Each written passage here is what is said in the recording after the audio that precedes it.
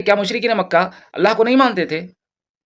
جب ہم قرآن پڑھتے ہیں، سورہ عنکبوت پڑھیے آپ، اس میں 61 سے 63 جب آپ پڑھتے ہیں تو صاف صاف جو ہے وہ اللہ کے رب ہونے کا اقرار کرتے تھے مشرک۔ السلام علیکم ورحمۃ اللہ وبرکاتہ۔ ناظرین، آپ نے وہ کہاوت تو سنی ہوگی، چوری اوپر سے سینہ زوری، چور مچائے شور، یہ والے کہاوت ہم سنتے آئے ہیں، مگر آج اس ویڈیو کے ذریعے جو ہے ہم کو دیکھنے کو بھی ملا۔ یا رسول اللہ مدد فرمائیے۔ رہنما تمہیں کیا کر رہے ہو؟ کیا تمہیں نہیں پتا کہ رسول اللہ سے مدد مانگنا شرک ہے؟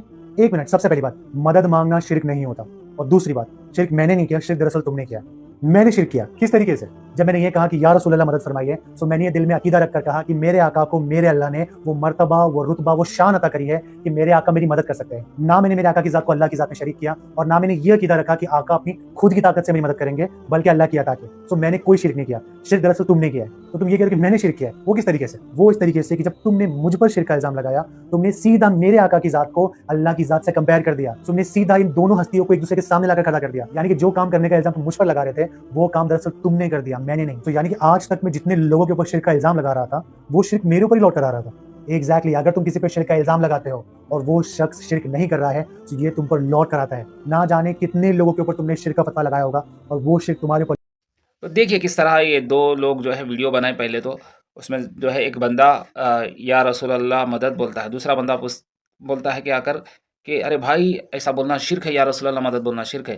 تو جو جس نے یہ کہا تھا کہ یا رسول اللہ مدد، وہ بندہ بول رہا ہے کہ جو ہے بھائی میں نے اس عقیدے سے جو ہے یا رسول اللہ مدد نہیں کہا کہ اللہ کے نبی ذاتی طور پر جو ہے میری مدد کرتے، میں نے تو اس عقیدے سے کہا کہ اللہ نے نبی صلی اللہ علیہ وسلم کو وہ مقام، وہ مرتبہ عطا کیا ہے، تو اللہ کی عطا سے جو ہے رسول اللہ مدد کرتے ہیں۔ مگر آپ نے جو ہے ایسا سمجھ کر، ایسا سوچ کر کہ رسول اللہ خود مدد کرتے ہیں، تو آپ نے شرک کیا۔ تو میرے بھائی یہ لاجک آپ کے پاس رکھیے، یہ کہاں سے لائے آپ بتائیے؟ غلطی ان کی نہیں ہوتی، کیونکہ یہ صرف ایک عام لوگ ہیں جو کہ ویڈیو بنا رہے، اور ان کو جو علم ان کے علماء سے، ان کے عالموں سے ملا، وہ علم جو ہے وہ لوگوں کو بتا رہے۔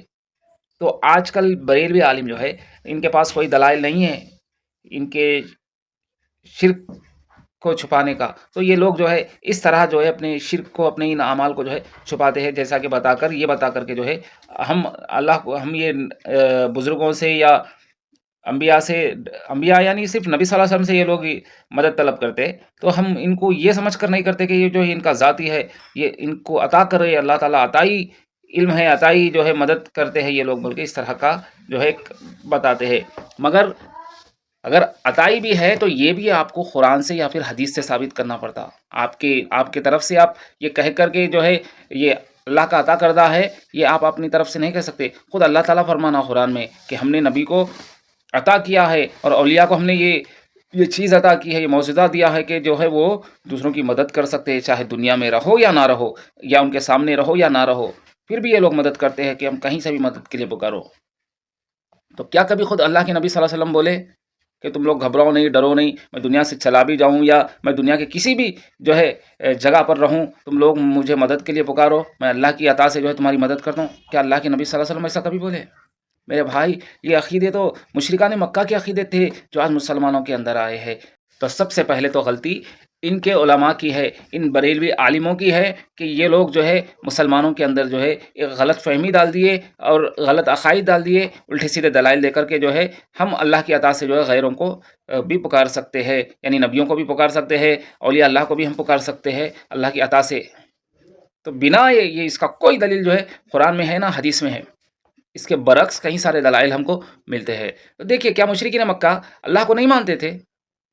جب ہم قرآن پڑھتے ہیں، سورہ عنکبوت پڑھیے آپ، اس میں 61 سے 63 جب آپ پڑھتے ہیں تو صاف صاف جو ہے وہ اللہ کے رب ہونے کا اقرار کرتے تھے مشرکین مکہ۔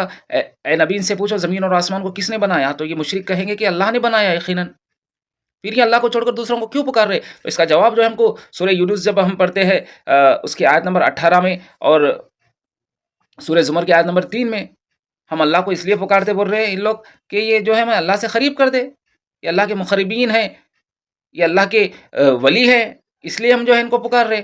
ہم ان کو یہ سمجھ کر نہیں پکار رہے کہ یہ رب ہے، یہ ہماری مدد کرتے، ہم تو یہ اللہ کے قریبی بندے ہیں، اللہ کے محبوب بندے، اس لیے ہم پکار رہے۔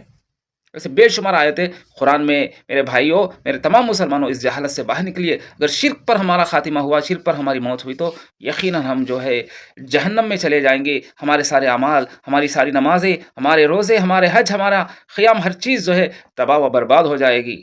تو اللہ ہم سب کو شرک سے بچائے۔ السلام علیکم ورحمۃ اللہ وبرکاتہ۔